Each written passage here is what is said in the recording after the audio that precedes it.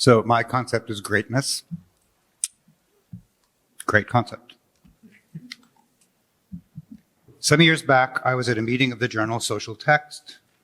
Once upon a time, a small left-wing cultural journal was to become infamous. I think not infamous anymore. Maybe not known anymore. I don't know. My fellow collective members were sitting in a circle of chairs in someone's apartment. The discussion had paused, and the woman next to me put her hand on my knee in what I am convinced was an entirely non-erotic manner and said, "Bruce, you are too nice ever to do anything great."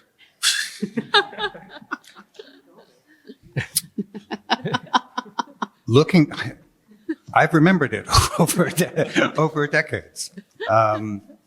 Looking back, I wish I had had the presence of mind to say something like, "I'm actually not that nice." I think if I had been braver, I would have said something about the impossibly high standard of achievement that she was torturing herself with, whose name was Susan Sontag, and which left her perpetually dissatisfied with her own very real talents and accomplishments. Less endearingly, it also left her dissatisfied with the accomplishments of social text, such as they were. But I don't think I said anything. All that's left is the memory, and a certain curiosity, hence this talk, about what people mean when they oppose great and nice. Toward the end of Gabriel Garcia Marquez's novel, 100 Years of Solitude, long after the death of Colonel Aureliano Buendia, soldiers of the conservative regime come searching for his grandson, who is the last surviving witness of the banana worker massacre committed by that same regime. As they're leaving, one soldier politely asks if he can take as a souvenir one of the little golden fish that the colonel spent his last years crafting. He explains, "Colonel Aureliano Buendia was one of our greatest men." As you will remember, and as the regime certainly remembers, Colonel Aureliano Buendia organized 32 armed uprisings against the regime. It is not clear, therefore, what a representative of the regime might mean by calling him one of our greatest men. This very unfinished talk, I apologize once and never again, starts from the hypothesis that the word greatest, as it is used here, applied by the regime to its enemy, might reveal something about the concept of greatness as a marker of literary value, as in the phrase great books. Does greatness deserve to be treated as if it were a full-fledged bona fide concept? The word great is used so casually and in so many different senses of bigness that most often it's not considered worth indexing. I will probably use it in this talk more than once without noticing. When F.R. Leavis begins the acknowledgments page of the great tradition with "the greater part of this book appeared first in scrutiny," he's not committing a lapse that would demand an editor's attention. Even works of literary criticism that are explicitly interested in literary value, like commentaries on Leavis or on Matthew Arnold, will most likely not index it, let alone offer a useful definition. Greatness does not appear in the index of John Guillory's recent professing criticism, although the book's conclusion traces the effort, quote, to gather writing in English within a category that made an implicit claim for the greatness of English authors. But however lacking in indexable dignity, the term continues to be a red flag, at least to one side in the culture wars, helping to keep the hostilities alive at a time when the will to fight seemed to have died down. That's one reason why, although it does not promise conceptual rigor, greatness seems to me worth investigating. Very well timed. I wanted to pause anyway. In the sentence I quoted from 100 Years of Solitude, attributing greatness to someone means reconciling with an enemy. It is, of course, a one-sided reconciliation. Colonel Aureliano Buendia has gone to his grave with his feelings about the regime unchanged. Putting the emphasis on its one-sidedness, one might say the reconciliation expresses only the generosity that the winner can afford to feel toward a loser who will lead no more uprisings. But rather than emphasizing the power imbalance, one might also look for the cause of this reconciliation in the simple passage of time, if the passage of time can be considered simple. It clearly doesn't entail forgetting. Forgiving might come closer, but it's not quite that either. Let's say provisionally, the passage of time produces a species of indifference, a moral indifference. But neither forgiveness nor indifference is the first thing you think of when you consider the greatness of books and ideas. If asked to define greatness in the domain of books and ideas, the first thing you're likely to think of, whether you want to or not, is that they have passed the test of time. So, what kind of test is this if you can pass by writing an unforgotten book and by perpetrating memorable acts of violence? Does time have the same effect on bloody actions that it has on great books? One might suppose that in the domain of great books, history makes no difference. I think it would be more exact to say that history makes only one kind of difference. To say with Mortimer Adler that the great books are inexhaustible is to posit that things which are not great do get exhausted. The effect of time passing, you could say, is fatigue. To say that the great books are indestructible, as David Denby does in the subtitle to his volume, Great Books, is to posit that the normal effect of time is destruction. This seems like no more than common sense. We all recognize fatigue. We all recognize the destructiveness that makes us die and rot. I'm sorry, I keep making the font get too big. The destructiveness that leaves everything we've ever said or done or felt to be forgotten. It seems natural to assume that the antagonist that is overcome when a book passes the test of time is time's destructiveness, or time as destructiveness. It seems worth remarking that the understanding of time as destructiveness has itself transcended time, remaining very much alive, even as other great books' assumptions have gotten tired and fallen away, like the assumption that human nature doesn't change in its fundamentals, which also animates the great man theory of history, which has also gotten tired and fallen away. It cannot be an accident that those great books programs that survive today are often located at religious institutions. These institutions share the premise that while history, of course, exists as a stream of events, those events have no impact at all on truths that for practical purposes are God-given and eternal.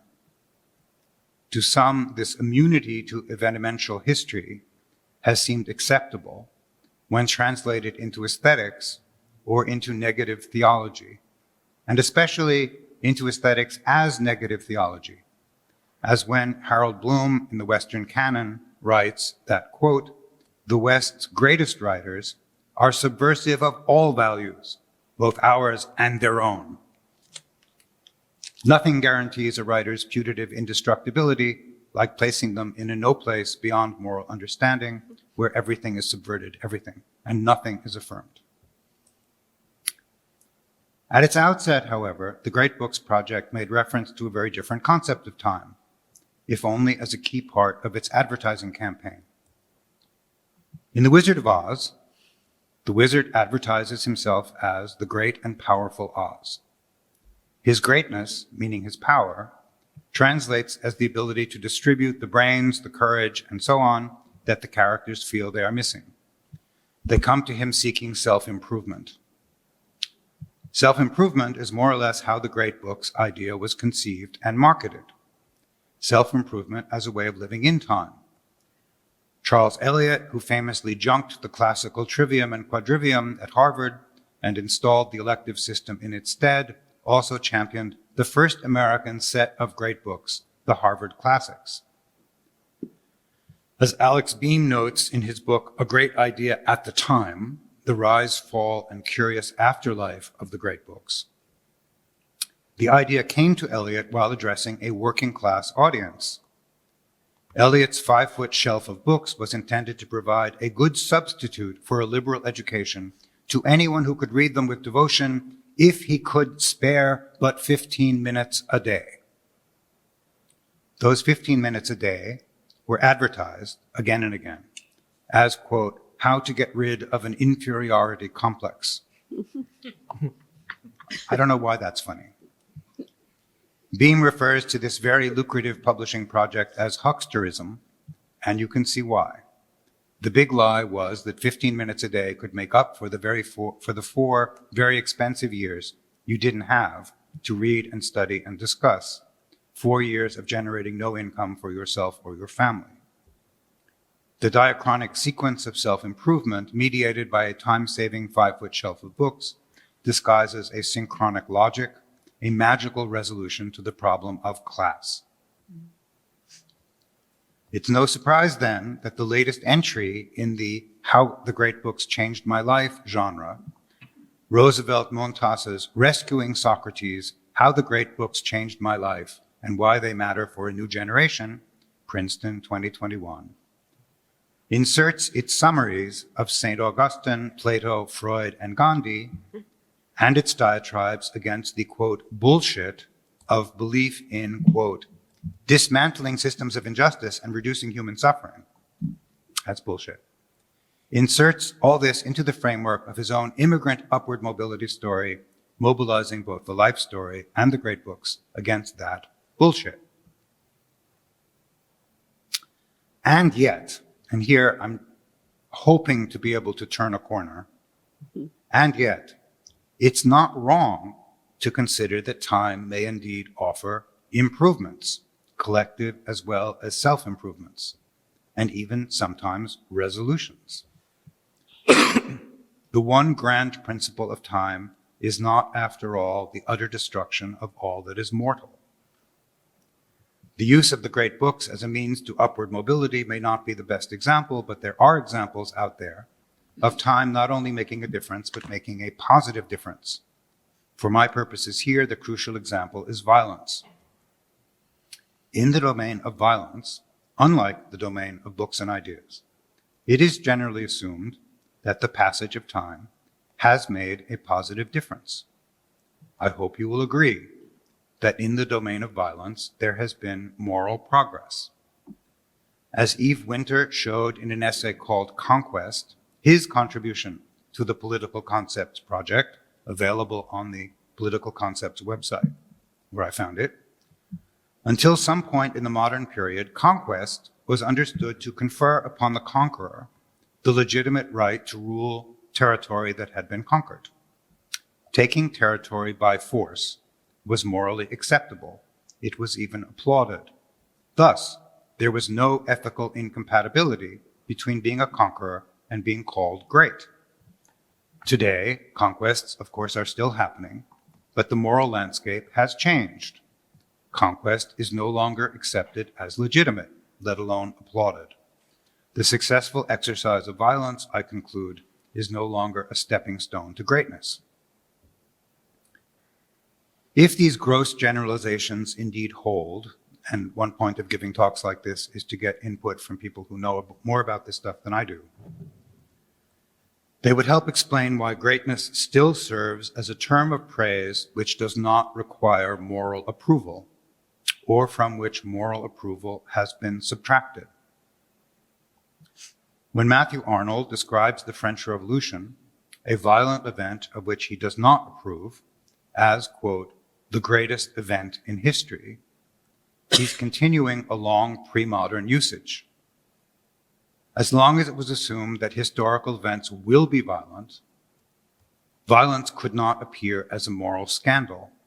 If history is going to happen, and if history is going to be violent, then the conqueror's mastery of violence can win approval or be described as great, even across lines of religious and civilizational otherness that would seem to dictate stereotypes and hatred. Hence the reputation among many Christians of, say, Timur or Tamberlane, ranked 9th on the all-time atrocity list, with 17 million dead. I've been tempted by the hypothesis that times having changed, the word great can no longer be used so as to suspend moral judgment of violence, and that this shift in usage represents a piece of moral progress. But I no sooner framed this hypothesis than it came to seem questionable even to me. Closer to our own time, the word greatness appears in much the same way in the exchange between Hannah Arendt and Karl Jaspers about the monstrousness of the Nazi regime, an exchange that was to lead into her thesis about the banality of evil. When Arendt spoke of a guilt that is beyond crime, Jaspers replied that she was flirting with a kind of mythic grandeur. He wrote, "Guilt that goes beyond all criminal guilt inevitably takes on a streak of greatness, of satanic greatness, which is for me inappropriate for the Nazis, as all the talk about the demonic element in Hitler and so forth." Jaspers goes on, "It seems to me that we have to see in these things their total banality, in their prosaic triviality. Bacteria can cause epidemics that wipe out nations, but they remain merely bacteria." This would obviously shape Arendt's later efforts to account for Eichmann. Yes, but Arendt's banality of evil diagnosis, which turned decisively against satanic greatness, would continue to be controversial. According to Eve Winter, the ethical reversal about violent conquest is supposed to have happened at some point during the transition to modernity in one of its timings.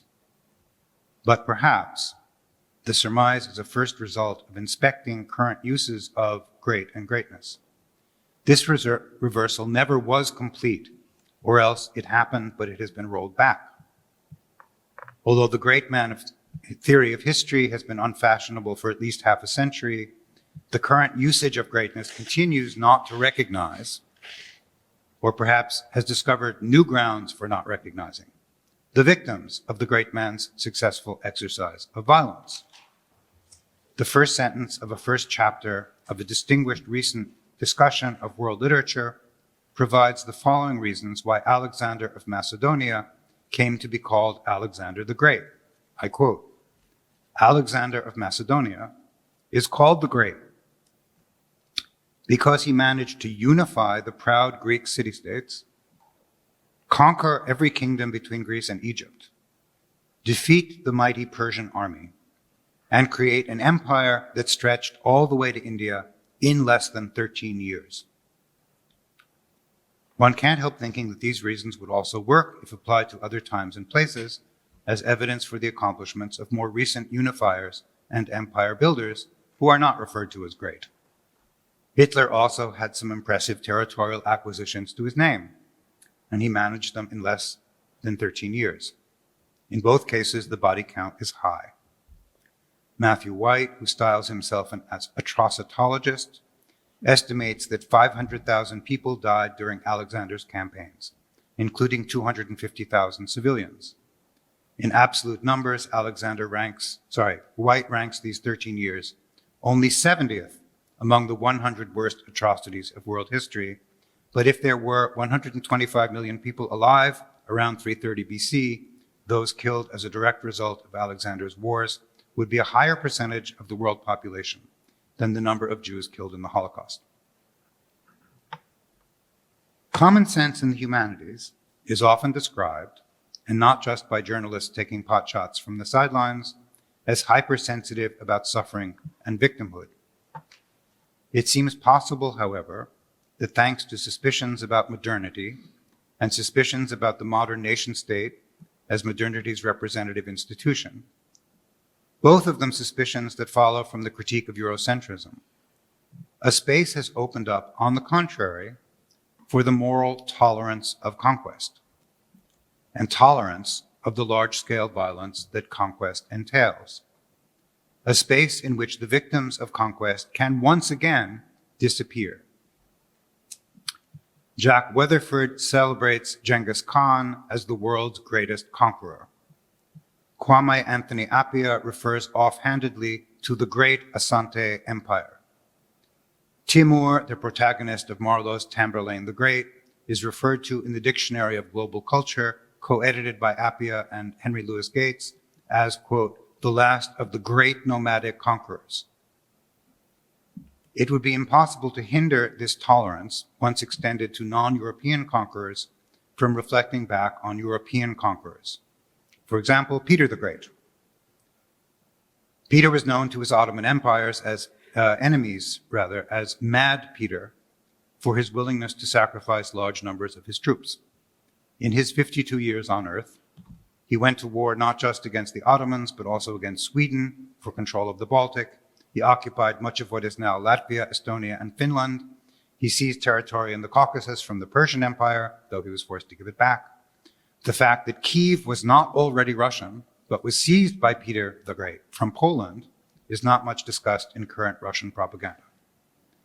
White estimates the death toll at 3 million and ranks the cumulative atrocity at 30th among history's 100 worst, or 40 places higher than Alexander.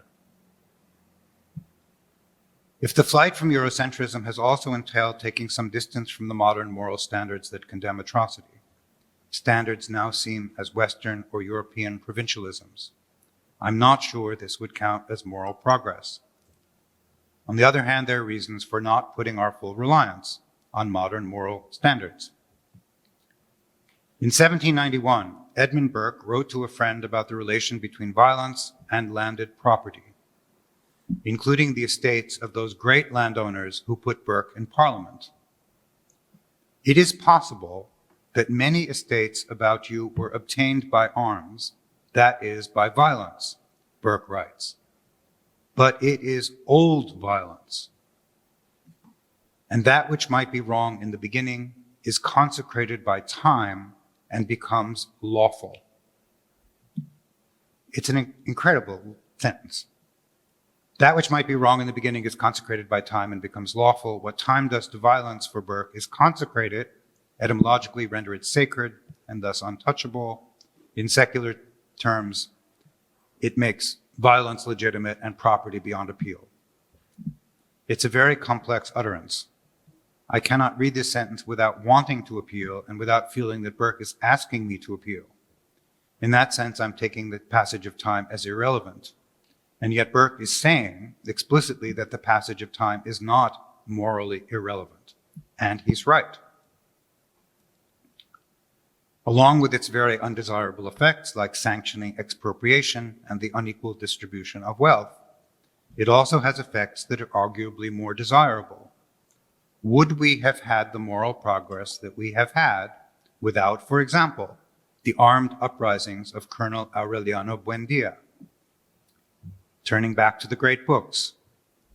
Great books turn out to resemble the great landed estates and the acts of violence that acquired those estates, in the sense that they're morally whitewashed by the passage of time. Moral judgment would interfere with aesthetic value. By suspending moral judgment, time permits certain works to be seen aesthetically. In that sense, time creates aesthetic value, value that was not already present in the work, might not have been. This is not the same thing as passing a test. Those who feel that literature's aesthetic value has been neglected by an over-politicized or over-historicized criticism cannot be comforted by this provisional conclusion. I'm suggesting that rather than inhering in the great work, aesthetic value is projected onto or constructed for the work by the process by which time leaches away the work's moral dimension. This is a long way from greatness as resistance to or transcendence of the destructive power of time. At its extreme, it could mean that the pastness of the work becomes a substitute for the work's substantive aesthetic value. Even the suspicion that greatness might be presiding over such a substitution is a challenge to look harder at what we think aesthetic value is. Time that with this strange excuse pardoned Kipling and his views, and will pardon Paul Claudel, pardon him for writing well. One should never compare oneself with W.H. Auden, because he always sounds so much better than whatever you're saying. Auden's case for the greatness of the great books, which depends on respect for the use of language, doesn't sound as good if you replace writing well with killing well. But the fact is that we do also pardon killers, and at least some of the time we're right to, as in the case of Colonel Aureliano Buendia. And if we do also pardon killers, that takes some of the sting out of our knowledge that great books are, as we know, documents of barbarism, repositories of encrusted violence. An inconclusive word about how Frederick Jameson uses the word great, which is surprisingly not so different from how Matthew Arnold uses it about the French Revolution. Jameson has proposed that from a Marxist perspective, there is something naive and even childish about trying to impose a moral vocabulary on the unimaginably vexed and rowdy history of humankind. This is the line separating the Kantians, in his view, from a Hegelian like himself. It's in this spirit that I read the once famous sentence from The Political Unconscious: "The essential mystery of the cultural past can recover its original urgency for us if it is retold within the unity of a single great collective story." Only if it is retold within the unity of a single great collective story. The story is great, not only in the sense that it's very, very big, but also in the sense that although aimed at wresting a realm of freedom from the realm of necessity, it's haunted by another darker vision, one in which, despite the incalculable violence and suffering involved, no good aims may have been served in this or that momentous conflict. So the taking of sides may have made no sense. It's a vision where all the efforts and sacrifices were for nothing, or nothing that now makes those sacrifices seem worth making, where the single collective story would have been filled with greatness in the darkly amoral Alexander the Great sense of greatness, a sense from which moral approval is missing. In other words, we have to imagine that the aspiration to distinguish oneself and the habit of paying attention to the accomplishments of those who have distinguished themselves, a habit and an aspiration that I think we will still want to honor, are located on an Arnoldian darkling plane that is something like the situation today of Ukraine, caught as it is between two great powers, Russia and NATO, having no choice but to align itself with one of those warring empires, though neither of them, from the point of view of freedom, represents a very eligible choice. A very brief attempt at a conclusion. Terry Castle, in her essay Desperately Seeking Susan, writes that Susan Sontag was very, very mean to me. In other words, Sontag was not nice. But Sontag arguably achieved greatness when, in the immediate aftermath of September 11, 2001, she called bullshit on George Bush and tried to talk sense to a nation that was responding hysterically to an act of extreme violence. If she suspended moral judgment, she suspended moral judgment on behalf of a higher or longer term judgment, something like what Jameson may have meant by the greatness in his single great collective story. Thank you.